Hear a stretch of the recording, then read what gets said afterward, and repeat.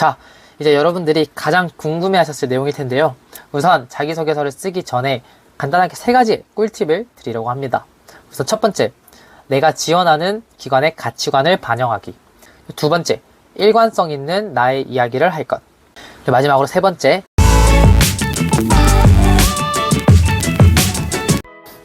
네, 안녕하세요, 우림입니다. 지난번 교환학생 지원 과정에 이어서 오늘은 장학금에 대해서 이야기해 보려고 하는데요. 교환학생을 가게 되면 정말 돈 나갈 일이 많아요. 단순히 공부만 하는 게 아니라 여행도 다녀야 되고 맛있는 것도 먹고 예상치 못한 비용도 정말 많이 발생합니다. 이러한 비용들은 정말 많은데요. 단순히 이제 내가 혼자 일을 해서 알바를 해서 벌기에는 분명 부담되는 돈일 거예요.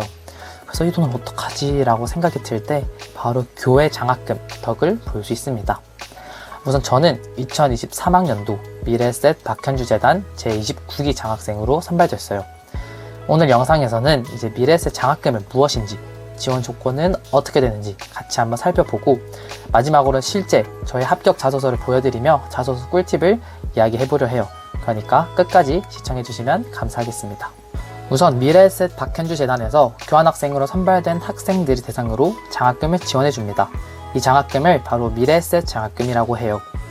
미래셋 홈페이지에 들어가시면 바로 이 화면을 보실 수 있는데요. 장학금 지원을 통한 인재 육성에 기여한다 라고 적혀져 있습니다. 보시면 미주, 유럽 등은 750만원, 아시아는 550만원을 지원해줍니다. 또한 가을학기 파견자 대상은 3월부터 모집을 진행하고 봄학기 파견자 대상은 9월부터 모집을 한다고 하네요. 이 사진을 보시면 지난 28기 기수와 현재 제가 지원한 29기를 비교해 두었습니다. 28기 기수랑 비교해보면 선발 인원이 줄었고 지원 금액이 늘어난 것을 볼 수 있습니다. 그만큼 이 장학금을 받을 수만 있다면 많은 혜택을 받을 수 있다는 것이겠죠. 우선 이 미래셋 장학금은 아무나 지원할 수 있는 건 아니에요. 그럼 누가 지원할 수 있냐? 자격이 뭐냐? 지금 같이 간단하게만 보도록 할게요. 우선 여기 선발 요강이 나와 있어요. 핵심적인 내용만 보면 이제 지원 계열별 선발 비중이 다르고요. 이공계열 60, 상경계열 30, 인문사회계열 10%로 뽑음을 알 수 있습니다. 다음으로 선발 절차를 보면 온라인 서류 접수를 먼저 하는데 이때 자기소개서를 제출하게 됩니다. 여기서 이제 1차 합격이 되면 온라인으로 AI 면접을 진행한 후 최종적으로 합격하게 됩니다. 그리고 최종적으로 합격을 하게 되면 합격 메일이 오게 됩니다. 이렇게 말이죠. 여러분들도 꼭 이 메일을 받으실 수 있기를 바라며 열심히 영상 찍어보도록 하겠습니다. 자, 그럼 지원 자격이 뭐냐? 한번 같이 보실까요? 간단하게만 보면 4가지 조건이 있습니다. 첫 번째, 대한민국 국적, 4년제 국내 정규대학에 재학 중인 학부생이어야 합니다. 그리고 두 번째, 본인이 파견 가는 학기의 교환학생이 처음이어야 하고 파견 기간 동안 모교 재학 상태를 유지해야 합니다. 또한 파견교에서 학기, 학점을 모교에서 인정받을 수 있어야 합니다. 조금 어려운 말일 수 있는데 교환학생을 가는 학기가 이번이 처음으로 가는 학기라면 문제가 없다라는 말입니다. 그리고 교환학생은 보통 이제 파견교에서 학점 대부분을 인정받을 수 있습니다. 이 부분은 학교 국제처를 확인하시면 더 정확하고요. 셋째, 직전 학기와 총 평점이 4.5점 중에서 3.3 이상인 사람이어야 합니다. 마지막으로 넷째, 한국장학재단 소속분위 기준 기초에서 8분위 이내인 사람만 지원이 가능하다라고 적혀져 있습니다. 좀 더 자세하고 세부적인 사항은 아래 더보기에 링크를 걸어뒀으니 선발 요강을 직접 자세히 보셔도 좋을 것 같아요. 교환학생을 위한 장학금은 미래셋 장학금뿐인가? 라고 물으시면 그건 아닙니다. 아셈 듀오, 앱손 글로벌 리더 장학금, 서울 교환학생 장학금 등 정말 다양한 교회 장학금이 있어요. 하지만 저는 이제 미래셋이 가장 지원 규모가 크고 제가 또 미래셋 장학금을 받았기 때문에 미래셋 장학금에 대해서만 이야기하도록 하겠습니다. 자, 이제 여러분들이 가장 궁금해하셨을 내용일 텐데요. 실제로 어떤 질문이 자기소개서에 있었고 또 제가 어떻게 대답했는지를 직접 다 공개하려고 합니다. 우선 자기소개서를 쓰기 전에 간단하게 3가지 꿀팁을 드리려고 합니다. 우선 첫 번째, 내가 지원하는 기관의 가치관을 반영하기. 내가 지원하고자 하는 기관이 어떤 가치관을 가지고 있는지를 알고 나 또한 그 가치관에 부합하는 사람이라고 어필하는 겁니다. 두 번째, 일관성 있는 나의 이야기를 할 것. 자기소개서다 보니 남들이 잘 쓴 자기소개서를 맹목적으로 따라하는 것은 사실 큰 의미가 없어요.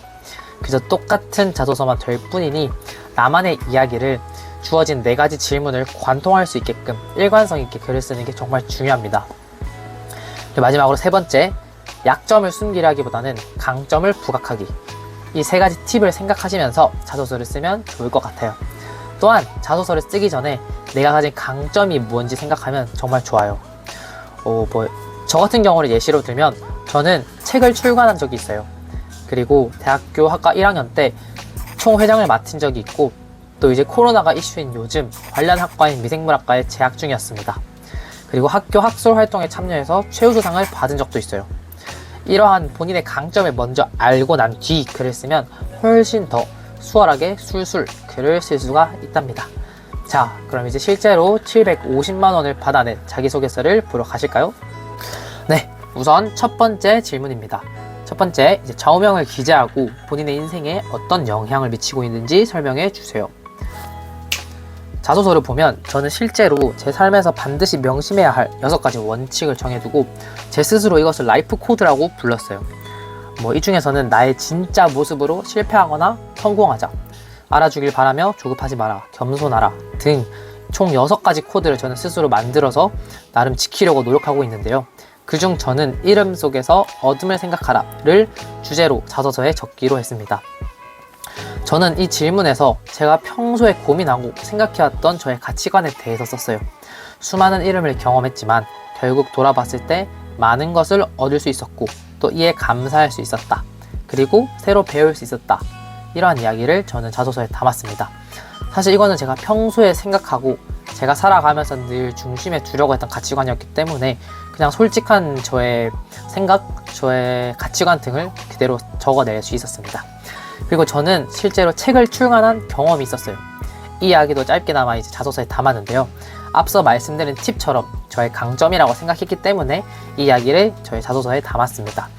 그리고 이제 여기 적은 가치관을 일관성 있게 다음 질문에도 계속 인용할 겁니다. 그럼 이제 다음 질문으로 가볼까요? 다음은 이제 대학생활 중 가장 기억에 남는 활동이 무엇이며 그 이유에 대해 구체적으로 기재해 주세요. 우선 저는 대학생활을 하면서 동아리 활동을 하면서 버스킹도 하고 밴드부 활동도 하고 그리고 학교에서 진행하는 다문화 가정 멘토링도 하고 그리고 학생회 일도 하면서 꽤 다양한 일을 했어요. 그중 이제 글로벌한 인재를 뽑는 자기소개서에는 리더십을 가진 모습과 적극적으로 행동하는 모습을 어필하기에 이제 학생의 경험이 좋을 것 같다라고 생각을 해서 저는 이 이야기를 담았습니다. 사실 다 담으면 좋지만 이 700자, 500자 이 제한이 생각보다 정말 많은 글을 적을 수가 없는 부분이기 때문에 가장 핵심적인 내용을 담는 게 또 중요하다고 말씀드리고 싶어요. 그러면 다시 자소서를 보시면 이제 다양한 인간관계를 통해 사람을 대하는 방법을 배우고 나와 맞지 않은 사람을 만나더라도 내가 지닌 가치관을 통해서 더 감사하고 배울 수 있다 라고 적었습니다. 그렇게 해외에 나가서 이제 새로운 문화의 사람들과 관계를 맺게 될 텐데 나는 그 속에서도 잘 해낼 수 있다, 이러한 이야기를 담았습니다. 다음 3번째 질문은 교환학생을 결심한 계기와 본인이 선발되어야 하는 이유에 대해 기재해 주세요 라고 나와 있는데요. 다시 자소서를 보시면 저는 여기서 제가 가진 또 하나의 강점, 코로나 이슈와 이제 밀접한 미생물학과에 재학 중이라는 점을 이용했습니다.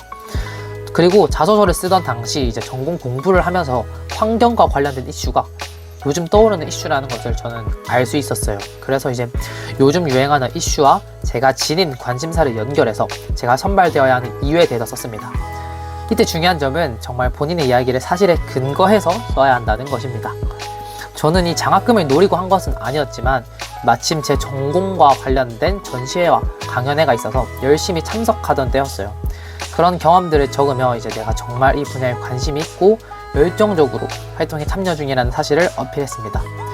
만약 여러분들이 이제 저처럼 강연회에 참석하지도 않았고 학생회에 참여하지도 않았다, 딱히 동아리 활동도 안 한 것 같다 라면 또 이야기할 수 있는 실질적인 경험이 별로 없는 것 같다, 실질적인 경험이 별로 없는 것 같다 라고 생각하신다면 하다못해 관련된 책을 읽거나 아니면 관련 기사거리를 읽어서 나와 연관짓는 스토리를 직접 만들어 보면 됩니다. 예를 들어서 내가 비즈니스에 관심이 있다 그러면 이제 미래에셋 관련 비즈니스 사업을 검색해 보는 거예요. 그래서 나는 이런 사업을 보면서 미래에셋의 이런 가치관이 내가 지닌 가치관과 부합하다고 생각했다. 그리고 이제 이러한 가치관은 내가 교환학생에 갔을 때 나의 교환학생 생활에 있어서 이렇게 접목시킬 수 있을 것 같다 라는 식의 스토리를 만든다든지, 이렇게 각자의 스토리를 만들어 나가는 게 자기소개서를 쓸 때 정말 중요합니다. 그리고 마지막 질문은 이제 해외 교환학생 경험이 본인의 미래에 가져다 줄 영향을 단기, 장기적 관점에서 서술하시오. 여기서도 이제 미리 생각해뒀던 저의 강점을 이용했습니다. 바로 학술 활동에서 최우수상을 받은 경력이죠. 우선 저는 해외 교환학생을 나가기 때문에 제가 가게 될 나라인 독일의 문화에 대해서 먼저 찾아봤어요. 독일을 비롯한 유럽의 문화는 개인주의가 강하기 때문에 동아리 활동이 막 활발하진 않다고 하더라고요. 그래서 저는 동아리 활동을 해본 나의 강점과 개인의 강점을 살리는 데 특화된 독일의 문화가 만나 더욱 성장하게 될 저의 모습을 어필했습니다. 또한 이제 글로벌 인재에 대해서 이야기를 하며 배움과 나눔의 가치를 실천하는 박현주 재단의 가치관에 따라 세상에 필요로 하는 긍정적인 영향을 주는 사람이 될 것이라고 하며 글을 마무리했습니다. 어떠신가요? 보시니까 앞서 말씀드린 대로 이제 일관성 있는 내용, 온전히 저만의 강점을 꾹꾹 담은 이야기, 그리고 박현주 재단의 가치관을 자소서에 담은 게 느껴지시나요? 저는 어학 성적이 그리 높은 편은 아니었어요. 그리고 이제 한 달도 채 안 되게 급하게 교환학생을 준비했고, 심지어 학교 성적은 전체 평점이 3.44로 기준점이 3.3의 거의 턱걸이로 저는 지원 조건이 충족됐어요. 이렇게 정말 약점이 많은 사람이지만 이게 무색하게끔 저는 제 스스로 강점을 정말 잘 알고 있었기 때문에 저의 강점으로 자소서를 가득 채울 수 있었습니다. 이렇게 합격 자소서를 이제 다 공개했는데요. 저도 처음 미래에셋 장학생을 준비할 때 어디서부터 어떻게 준비해야 될지 정말 난해했기 때문에 이 영상이 여러분들에게 작은 도움이라도 꼭 되길 바랍니다. 사실 AI 면접 후기도 제가 영상으로 담고 싶었는데 영상이 너무 길어질 것 같아서 바로 다음 영상으로 또 제작하도록 하겠습니다. AI 면접 영상은 제가 예상했던 답변, 예상했던 질문들과 제가 그 질문에 대해서 준비했던 답변을 다 공개하도록 하겠습니다. 그럼 오늘도 영상 시청해주셔서 정말 감사하고 다음에는 더 좋은 영상으로 찾아뵙도록 하겠습니다. 감사합니다.